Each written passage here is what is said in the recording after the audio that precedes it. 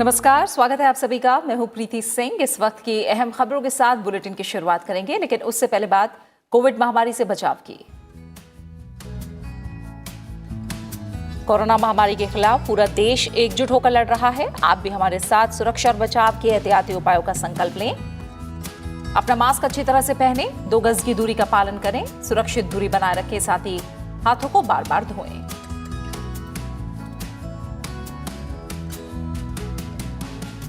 और अब शुरुआत करते हैं मुख्य समाचारों के साथ। 29 जनवरी से शुरू हो रहे संसद के बजट सत्र के लिए तैयारियां जोरों पर। सभी सांसदों से कोरोना टेस्ट कराने की अपील। संसद कैंटीन में खाने पर मिलने वाली सब्सिडी को किया गया बंद। लोकसभा अध्यक्ष ओम बिरला ने दी जानकारी।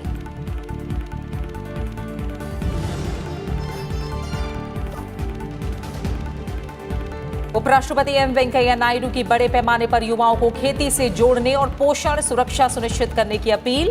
भारतीय कृषि 2030 पर आयोजित राष्ट्रीय वार्ता का किया उद्घाटन। जैविक खेती का दायरा बढ़ाने पर दिया जोर।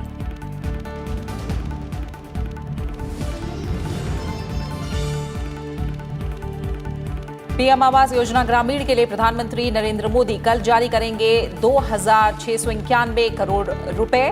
उत्तर प्रदेश के 6 लाख से अधिक लाभार्थियों को मिलेगा फायदा। 2022 तक सभी को घर के लक्ष्य पर लगातार काम कर रही है सरकार।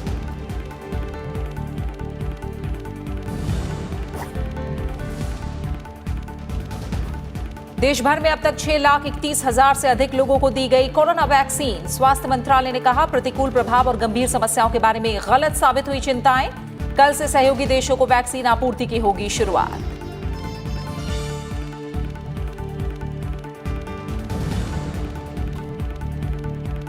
और ब्रिस्बेन में टीम इंडिया की ऐतिहासिक जीत। लगातार तीसरी बार बॉर्डर गावस्कर सीरीज पर कब्जा। 4 मैचों की क्रिकेट टेस्ट सीरीज में ऑस्ट्रेलिया को दी 2-1 से मात। राष्ट्रपति, उपराष्ट्रपति और प्रधानमंत्री ने टीम को दी बधाई।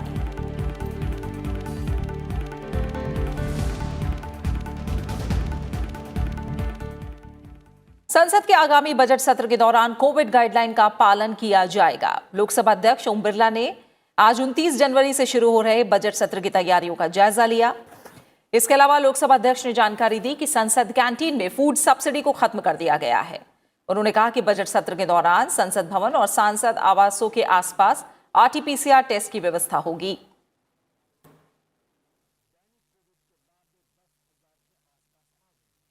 सभी माननीय सदस्यों से आग्रह किया गया है कि वह कोविड गाइडलाइन की पालना के तहत संपूर्ण आरटी-पीसीआर टेस्ट भी कराने की हमने व्यवस्था की गई है। जहां पर माननीय संसद सदस्य रहते हैं उनके घर के नज़दीक भी आरटी-पीसीआर और अन्य टेस्ट की व्यवस्था की गई है, ताकि वह ठीक से सुरक्षित तरीके से अपने सदन की कार्रवाई में हिस्सा ले सके। लोकसभा अध्यक्ष ने कहा कि सत्र की शुरुआत 29 जनवरी को सुबह 11 बजे राष्ट्रपति रामनाथ कोविंद के अभिभाषण के साथ होगी। वहीं केंद्रीय बजट 1 फरवरी को सुबह 11 बजे पेश किया जाएगा। पिछले मॉनसून सत्र की तरह इस बार भी संसद के दोनों सदनों की बैठक अलग अलग पालियों में होगी। 29 जनवरी और 1 फरवरी को छोड़कर राज्यसभा की कार्यवाही सुबह 9 बजे से 2 बजे तक होगी, जबकि लोकसभा की कार्यवाही शाम 4 बजे से रात 9 बजे तक चलेगी। लोकसभा अध्यक्ष ने बताया कि इस बार शून्यकाल और प्रश्नकाल आयोजित किया जाएगा। हमारी कोशिश है कि सदन सुचारू रूप से चले, सबके सहयोग से चले। हम जनता की अपेक्षा, आकांक्षाओं, उनकी बात को सदन के माध्यम से सरकार तक पहुंचा सकें। इसके लिए हमने एक व्यापक स्वास्थ्य और सुरक्षा के मापदंड तय किए गए। उपराष्ट्रपति एम वेंकैया नायडू ने कृषि क्षेत्र से जुड़ी प्रतिभाओं के पलायन को रोकने पर जोर दिया है और शिक्षित युवकों को खेती को पेशे के रूप में अपनाने के लिए बढ़ावा देने की जरूरत बताई है। आज नीति आयोग और खाद्य और कृषि संगठन की ओर से आयोजित कार्यक्रम Indian agriculture towards 2030 pathways for enhancing farmers income nutritional security and sustainable food systems को संबोधित करते हुए उपराष्ट्रपति ने कहा कि भारतीय कृषि का भविष्य प्रौद्योगिकी संचालित कृषि पद्धतियों, जागरूक और आधुनिक किसानों के हाथों में ही है। I have no doubt that the future of Indian agriculture lies in the hands of technology-driven farming practices, powered by well-informed and modern-minded farmers. There are scores of highly successful farmers who have been an inspiration for their communities through their innovative use of modern agriculture techniques. उपराष्ट्रपति M Venkaiah Naidu ने शिक्षित युवाओं की खेती में घटती रुचि पर चिंता जताई। उन्होंने कहा कि सामाजिक आर्थिक परिवर्तन, कृषि लागत में इजाफा और कम रिटर्न ने इस क्षेत्र में युवाओं की दिलचस्पी को कम कर दिया है। उन्होंने मजबूत लैब फार्म लिंक और किसान उद्योग संपर्क स्थापित करने पर जोर दिया, जिससे किसानों को कृषि उद्यमियों के रूप में तैयार किया जा सके। इसके लिए बिजनेस इंक्यूबेशन सेंटर्स का निर्माण इस दिशा में एक सही कदम होगा। To turn the farmers into agri-entrepreneurs, efforts should be made to establish strong lab farm links and farmer-industry interaction should be promoted. Creation of business incubation centers would also be a step in the right direction for aspiring farmers in this field. उपराष्ट्रपति ने कहा कि कृषि भारत की पारिस्थितिकी, संस्कृति और सभ्यता का आधार है, इसलिए किसानों के लिए उज्जवल भविष्य सुनिश्चित करना हमारी नैतिक जिम्मेदारी है। उपराष्ट्रपति ने बड़े पैमाने पर जैविक खेती को बढ़ावा देने का आह्वान किया, साथ ही कृषि से जुड़े दूसरे व्यवसाय अपनाने की सलाह दी। उन्होंने कहा कि अब खाद्य सुरक्षा से पोषण सुरक्षा पर ध्यान केंद्रित करने की जरूरत है। Now it's high time we must reduce chemical farming and focus more and more on organic farming in a big way, not only for the wealth of the nation, but also for the health of the nation. This has to be understood. This is pertinent that the organic food segment in India is expected to grow at 10% during 15-25 and estimated to reach rupees 75,000 crores by 2025. It bears no repetition that organic farming is beneficial for all the farmers, the consumers and the environment. कृषि सुधार कानूनों के मसले पर केंद्र सरकार और किसान संगठनों के प्रतिनिधियों के बीच कल 10वें दौर की वार्ता होगी।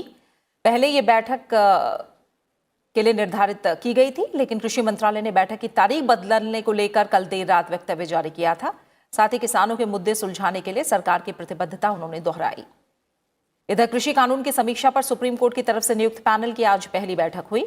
कमेटी के सदस्य अनिल घनवट ने बताया कि किसानों के साथ 21 जनवरी को बैठक होगी और आज की बैठक में इस बारे में फैसला लिया गया। उन्होंने कहा कि जो प्रतिनिधि कमेटी से व्यक्तिगत रूप से मिलना चाहते हैं उनके साथ बैठक की जाएगी, जबकि उन लोगों के साथ वीडियो कॉन्फ्रेंसिंग आयोजित होगी जो समिति के पास नहीं आ सकते। अनिल घनवट ने यह भी कहा कि विभिन्न हितधारकों से कृषि कानून पर बातचीत के दौरान समिति के सदस्य अपनी निजी राय को हावी नहीं होने देंगे। इससे पहले कोर्ट ने 11 जनवरी को 3 कृषि कानूनों के कार्यान्वयन पर रोक लगा दी थी। इन कानूनों के खिलाफ किसान संघ राजधानी दिल्ली की सीमाओं पर विरोध प्रदर्शन कर रहे हैं।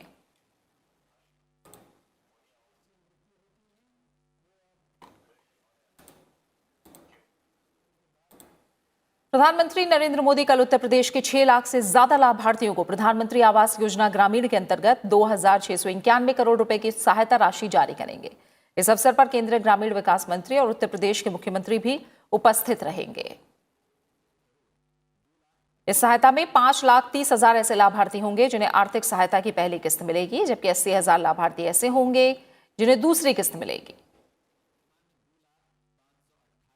प्रधानमंत्री ने 2022 तक देश में सभी को घर दिए जाने का आह्वान किया था और इसके लिए 20 नवंबर 2016 को PMAYG योजना का शुभारंभ किया गया था। यानी प्रधानमंत्री आवास योजना ग्रामीण का शुभारंभ हुआ था और इसके लिए योजना के अंतर्गत अब तक 1 करोड़ 26 लाख घर पहले ही बनाए जा चुके हैं। मैदानी इलाकों में हर लाभार्थी को घर बनाने के लिए 1,20,000 रुपए जबकि पहाड़ी क्षेत्रों के लोगों को 1,30,000 रुपए की आर्थिक सहायता दी जाती है। प्रधानमंत्री आवास योजना ग्रामीण के लाभार्थियों को घर के अलावा महात्मा गांधी राष्ट्रीय ग्रामीण रोजगार गारंटी योजना के अंतर्गत अकुशल कामगार श्रेणी के तरह भी मदद दी जाती है। साथ ही शौचालय निर्माण के लिए 12,000 रुपए की आर्थिक मदद भी दी जाती है।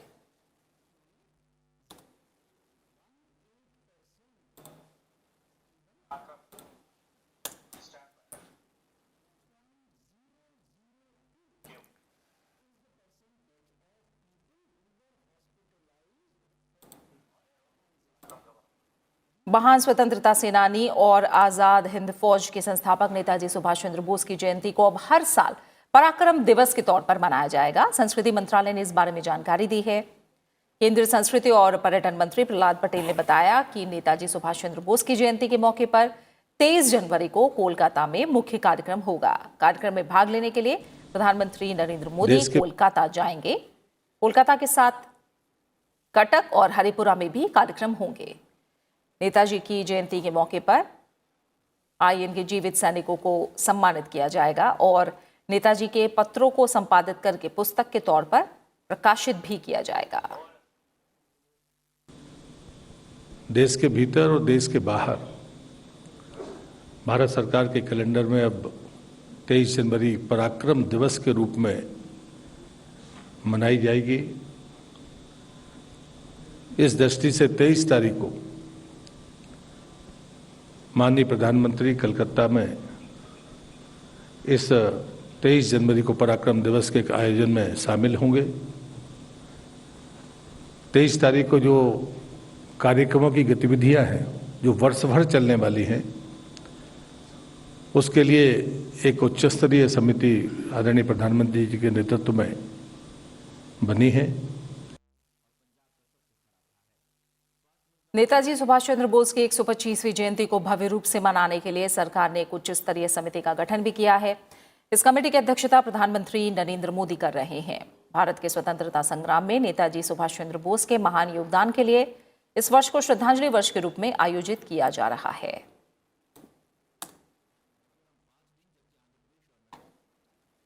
केंद्रीय गृह मंत्री अमित शाह ने दिल्ली पुलिस हेडक्वार्टर में अधिकारियों के साथ बैठक करते हुए दिल्ली पुलिस के कामकाज की तारीफ की। अमित शाह ने कहा कि दिल्ली पुलिस ने कोरोना काल में चुनौतियों का सफलता से सामना किया। इसमें दिल्ली पुलिस सर्वोत्तम अंकों के साथ उत्तीर्ण हुई है। चाहे लॉकडाउन हो या किसान आंदोलन में किसानों के साथ चर्चा करके समन्वय स्थापित करना हो, दिल्ली पुलिस ने हर चुनौती का बखूबी सामना किया है।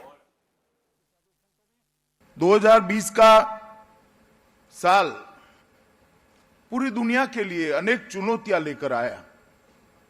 भारत के लिए भी लाया और दिल्ली के क्षेत्र के लिए भी लाया। मगर मुझे कहते हुए बहुत संतोष और गर्व दोनों हो रहा है कि चुनौतीपूर्ण वर्ष में दिल्ली पुलिस अपनी सभी परीक्षाएं जितनी भी ईश्वर ने भेजी, इसमें सर्वोत्तम गुण के साथ उत्तीर्ण होकर जनता के साथ खड़ी। अमित शाह ने दिल्ली पुलिस में फॉरेंसिक साइंटिस्ट की भर्ती पर खुशी जताते हुए कहा कि अब इसके बूते केस का जल्द निपटारा होगा। वहीं उन्होंने दिल्ली पुलिस के अंतर्गत आने वाले सभी थानों को 5 लक्ष्य दिए। ये लक्ष्य क्राइम कंट्रोल से लेकर लॉ एंड ऑर्डर से जुड़े हो सकते हैं। अमित शाह ने कहा कि दिल्ली पुलिस का हर जवान एक संकल्प ले और इस पर काम करे। और दिल्ली पुलिस के हर थाने ने अपने लक्ष्य तय करने चाहिए कि 2022 में हमारे थाने के अंदर कितने कितने बिंदुओं में क्या क्या सुधार करेंगे। इसी तरह से हर डीवाईएसपी ने भी अपने कार्य क्षेत्र के अंदर लक्ष्य सिद्ध करने चाहिए। डीवाईएसपी से मेरा मतलब व्यक्ति से नहीं है, ये तो बदलते रहते हैं, मगर इंस्टीट्यूशन से, ऑफिस से है। एसपी भी करे, डीआईजी आईजी भी करे और दिल्ली पुलिस कमिश्नरेट भी करे। हर इंस्टीट्यूशन ने अपना लक्ष्य तय करना है कि हम किन किन क्षेत्रों के अंदर क्या क्या लक्ष्य सिद्ध करेंगे 2022 के पहले। और खबरें जारी हैं, लौट रहे हैं एक छोटे से ब्रेक के बाद।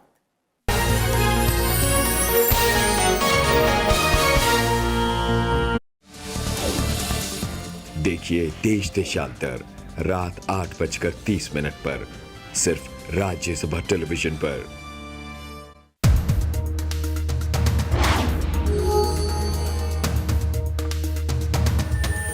क्या आप जानते हैं कि किस अधिनियम ने AAI यानी एयरपोर्ट अथॉरिटी ऑफ इंडिया और निजी क्षेत्र के संबंधों को औपचारिक जामा पहनाया? आपके विकल्प हैं A.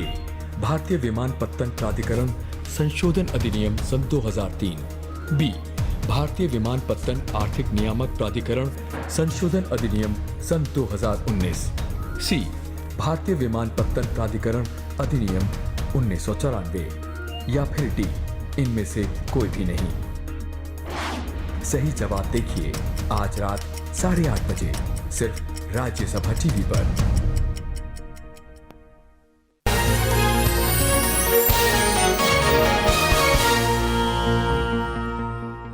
देश में अब तक 6,31,000 से ज्यादा लोगों को वैक्सीन लगाई जा चुकी है। स्वास्थ्य मंत्रालय के मुताबिक देश में फिलहाल 2 लाख के आसपास कोरोना के एक्टिव केस हैं और केस लगातार घट रहे हैं।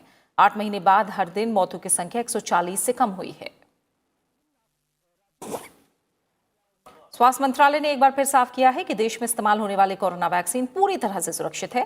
नीति आयोग के सदस्य वीके पॉल ने कहा कि दोनों कोरोना वैक्सीन का डेटा बता रहा है कि दोनों सुरक्षित हैं। ऐसे में लोगों को वैक्सीन को लेकर हिचक खत्म करनी चाहिए। उन्होंने कहा कि वैक्सीन के दुष्प्रभाव और गंभीर मामलों को लेकर चिंताएं जायज नहीं हैं। वहाँ serious adverse event typically 0.6% report किए हैं, 0.6%। और अगर आपने अभी देखा तो 0.18 तो सारा AFI है और उसमें सीरियस वाला तो ना के ही बराबर है। ये भी आपने देखा, वो 0.0002 जिसके लिए अस्पताल जाना पड़ता है। तो कोई डाउट नहीं है कि जिन प्लेटफॉर्म्स पे ये 2 वैक्सीन बने हैं, I think that has become very clear to me as well, in particular when you look back now, that these 2 platforms produce vaccines that are highly immunogenic, both for antibodies and T cell, but also very safe. स्वास्थ्य मंत्रालय ने बताया कि दुनिया के कई देशों से ज्यादा लोगों को पहले दिन वैक्सीनेट किया गया। देश में करीब 3500 केंद्रों पर टीकाकरण अभियान चलाया जा रहा है। टीकाकरण के बाद दुष्प्रभाव से निपटने के लिए पर्याप्त व्यवस्था की गई है। स्वास्थ्य मंत्रालय ने कहा कि देश के कई राज्यों में टीकाकरण अभियान को तेज करने की तैयारी है।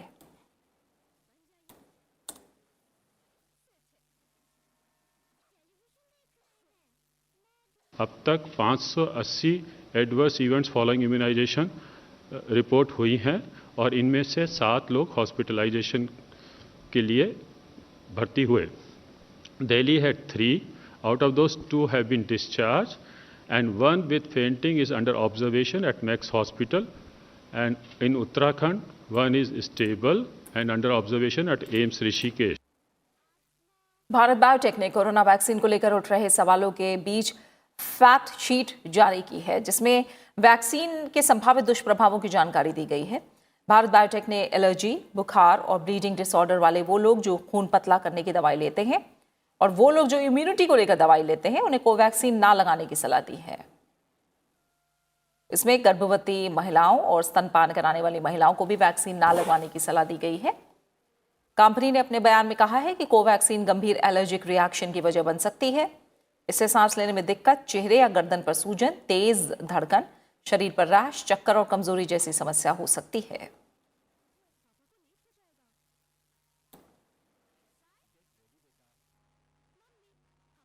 भारत सरकार कल से अपने पड़ोसी और प्रमुख भागीदार देशों को भारत में निर्मित कोविड के टीकों की आपूर्ति करेगा। केंद्र सरकार ने पड़ोसी और प्रमुख भागीदार देशों के अनुरोध के बाद टीकों की आपूर्ति का फैसला लिया है। मानवता की मदद के लिए भारत सरकार की प्रतिबद्धता को ध्यान में रखते हुए सरकार ने कोविशील्ड और कोवैक्सीन की आपूर्ति करने का फैसला लिया है। भूटान, मालदीव, बांग्लादेश, नेपाल, म्यांमार और सेशल्स को अनुदान सहायता के तहत आपूर्ति शुरू होगी। वहीं श्रीलंका, अफगानिस्तान और मॉरिशस को कोविड टीकों की आपूर्ति के लिए आवश्यक मंजूरी की पुष्टि की प्रतीक्षा की जा रही है। टीकों की डिलीवरी से पहले टीका प्रबंधकों, कोल्ड चेन अधिकारियों, संचार अधिकारियों और प्राप्तकर्ता देशों के डेटा प्रबंधकों के लिए प्रशिक्षण कार्यक्रम का आयोजन किया जाएगा। प्रधानमंत्री नरेंद्र मोदी ने ट्वीट करके कहा है कि वैक्सीन मैत्री के तहत कई देशों को टीके की आपूर्ति की जाएगी और आने वाले दिनों में इसमें इजाफा किया जाएगा। प्रधानमंत्री ने कहा कि वैश्विक समुदाय की स्वास्थ्य संबंधी जरूरतों को पूरा करने में भारत को एक लंबे समय तक भरोसेमंद साझेदार के रूप में जाना जाता है।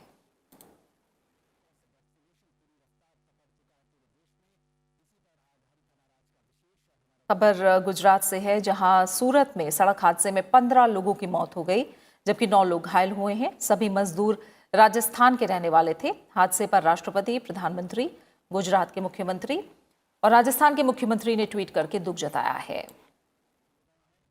राष्ट्रपति रामनाथ कोविंद ने सूरत सड़क हादसे पर दुख जताते हुए मृतकों के परिवार वालों के प्रति संवेदना प्रकट की है।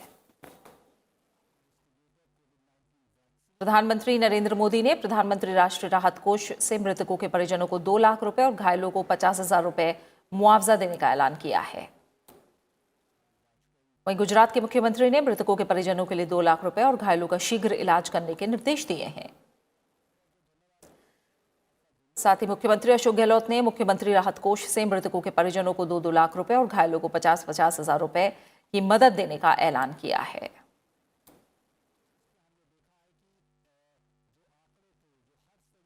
विश्व प्रसिद्ध कैंसर रोग विशेषज्ञ डॉक्टर वी शांता का चेन्नई में निधन हो गया। वो 94 वर्ष की थी और कुछ समय से बीमार थी। राष्ट्रपति, उपराष्ट्रपति और प्रधानमंत्री ने डॉक्टर वी शांता के निधन पर गहरा दुख जताया है। राष्ट्रपति रामनाथ कोविंद ने ट्वीट संदेश में कहा कि डॉक्टर शांता प्रतिष्ठित कैंसर रोग विशेषज्ञ थी। उन्होंने वंचितों को कैंसर का इलाज सुलभ कराकर कई लोगों की जान बचाई। उपराष्ट्रपति एम वेंकैया नायडू ने भी डॉक्टर वी शांता को ट्वीट करके श्रद्धांजलि दी। उपराष्ट्रपति ने कहा कि देश में कैंसर रिसर्च और इलाज के क्षेत्र में डॉक्टर शांता के योगदान को हमेशा याद किया जाएगा। प्रधानमंत्री नरेंद्र मोदी ने भी डॉक्टर वी शांता के निधन पर शोक व्यक्त किया। ट्वीट संदेश में प्रधानमंत्री ने कहा कि डॉक्टर शांता को कैंसर के लिए उत्तम स्वास्थ्य सुविधाएं उपलब्ध कराने के उनके उत्कृष्ट प्रयासों के लिए याद किया जाएगा। प्रधानमंत्री ने भी कहा कि चेन्नई के अद्यार में स्थित कैंसर संस्थान गरीबों और वंचितों की सेवा करने में सबसे आगे है। प्रधानमंत्री ने 2018 में संस्थान की अपनी यात्रा को भी याद किया। Doctor V Shanta Adyar cancer संस्थान की वरिष्ठ ऑन्कोलॉजिस्ट और निदेशक थी। वो देश में उन डॉक्टरों में शामिल थी जिन्होंने कैंसर के इलाज को आम आदमी के लिए सुलभ कराया। उन्होंने कैंसर के क्षेत्र में गहन रिसर्च की। डॉक्टर शांता ने अपना सारा जीवन कैंसर रोगियों की देखभाल के मिशन के लिए समर्पित किया। उनके जन कल्याणकारी कामों के लिए उन्हें पद्म विभूषण, पद्म भूषण, पद्मश्री और रमन मैग्सेसे पुरस्कार से भी सम्मानित किया गया था।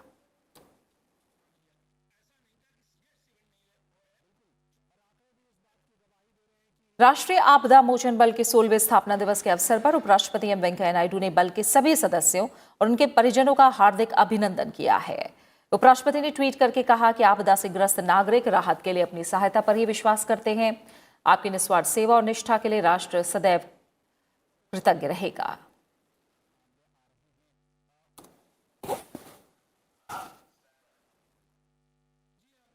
बात क्रिकेट की। भारत ने ऑस्ट्रेलिया के खिलाफ ब्रिस्बेन टेस्ट 3 विकेट से जीत लिया। 32 साल में यह ब्रिस्बेन में ऑस्ट्रेलिया की पहली हार है। इसके साथ ही भारत ने 4 मैचों की सीरीज को 2-1 से अपने नाम कर लिया। भारत ने लगातार तीसरे साल बॉर्डर गावस्कर सीरीज पर अपना कब्जा जमा लिया है। ऋषभ पंत को उनके शानदार 89 रन की नाबाद पारी के लिए मैन ऑफ द मैच के खिताब से नवाजा गया। ऑस्ट्रेलिया से सीरीज जीतने के बाद भारत विश्व टेस्ट चैंपियनशिप के शीर्ष पर पहुंच गया है।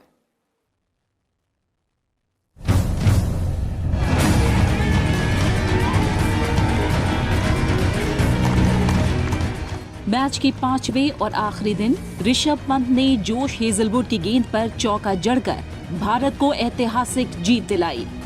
ऋषभ पंत ने 138 गेंदों में धुआंधार 89 रनों की पारी खेलकर टीम इंडिया को ऐतिहासिक जीत दिला दी। दूसरी पारी में जीत के लिए 328 रनों के लक्ष्य के साथ उतरी टीम इंडिया के ओपनर शुभमन गिल ने भारत को मजबूत शुरुआत दी। शुभमन गिल भले ही अपने पहले टेस्ट शतक से चूक गए हों, लेकिन आउट होने से पहले उन्होंने 146 गेंदों में 91 रन बनाए। साथ ही उन्होंने चेतेश्वर पुजारा के साथ मिलकर दूसरे विकेट के लिए 114 रनों की महत्वपूर्ण साझेदारी भी निभाई। दूसरी पारी में चेतेश्वर पुजारा ऑस्ट्रेलिया के सामने दीवार बनकर खड़े रहे। उन्होंने 211 बॉल में 56 रनों की ठोस पारी खेली। वॉशिंगटन सुंदर ने 22 रन और अजिंक्य रहाणे ने 24 रनों की पारी खेली। इस जीत में भारतीय गेंदबाजों और ऑलराउंडर खिलाड़ियों की भी अहम भूमिका रही। मोहम्मद सिराज ने ऑस्ट्रेलिया की दूसरी पारी में 5 विकेट और शार्दुल ठाकुर ने 4 विकेट लेकर मेजबान टीम को 300 के भीतर समेट दिया। इससे पहले पहली पारी में टॉप ऑर्डर के बिखरने पर 7वें विकेट के लिए वॉशिंगटन सुंदर ने 62 रन और शार्दुल ठाकुर ने 67 रन की पारी खेलकर भारत की मैच में वापसी कराई थी। साथ ही पहली पारी में ऑस्ट्रेलिया के 3 विकेट भी लिए थे। टीम इंडिया की ऐतिहासिक जीत पर भारतीय क्रिकेट बोर्ड ने 5 करोड़ रुपए के बोनस का ऐलान किया है। वहीं आईसीसी की नई टेस्ट रैंकिंग में भारतीय टीम अब दूसरे स्थान पर पहुंच गई है। उसने 117.65 की रेटिंग के साथ ऑस्ट्रेलिया को पछाड़ा है। Bureau report, Rajya Sabha TV. भारतीय टीम की शानदार जीत पर राष्ट्रपति रामनाथ कोविंद, उपराष्ट्रपति एम वेंकैया नायडू और प्रधानमंत्री नरेंद्र मोदी ने हार्दिक बधाई दी है और कई जानी मानी हस्तियों ने भी टीम को बधाई दी है। राष्ट्रपति ने ट्वीट किया कि भारत की प्रतिभाशाली युवा क्रिकेट टीम को टेस्ट सीरीज जीतने के लिए बधाई। टीम ने असाधारण कौशल दिखाया, राष्ट्र को उनकी उपलब्धि पर गर्व है। उपराष्ट्रपति ने ट्वीट किया कि ऑस्ट्रेलिया में खेली गई टेस्ट श्रृंखला में भारतीय क्रिकेट टीम की विजय पर टीम के सभी सदस्यों को मेरी ओर से हार्दिक बधाई। आपकी विजय प्रतिभाशाली युवा खिलाड़ियों के लिए प्रेरणा बनेगी। भावी सफलताओं के लिए मेरी शुभकामनाएं। प्रधानमंत्री ने अपने संदेश में कहा कि ऑस्ट्रेलिया में भारतीय क्रिकेट टीम की सफलता का हम सभी ने उल्लास मनाया है। उनकी असाधारण ऊर्जा और जुनून पूरी श्रृंखला के दौरान परिलक्षित हुआ है। साथ ही उनकी जीत की उत्कृष्ट अभिलाषा, उल्लेखनीय साहस और दृढ़ता भी सबने देखी है। पूरी टीम को मेरी ओर से बधाई। खबरों में फिलहाल इतना ही। आगे आप देख सकते हैं हमारा खास कार्यक्रम देश देशांतर, जिसमें आज बात बढ़ते एनपी और बैड बैंक का विकल्प को लेकर। और चलते चलते एक बार फिर आपसे अपील, कोविड महामारी के खिलाफ पूरा देश एकजुट होकर लड़ रहा है। आप भी हमारे साथ सुरक्षा और बचाव के एहतियाती उपायों का संकल्प लें। अपना मास्क अच्छी तरह से पहने, 2 गज की दूरी का पालन करें, सुरक्षित दूरी बनाए रखें, साथ ही हाथों को बार बार धोएं। अपना अच्छे से ख्याल रखिए और मुझे दीजिए इजाजत। नमस्कार।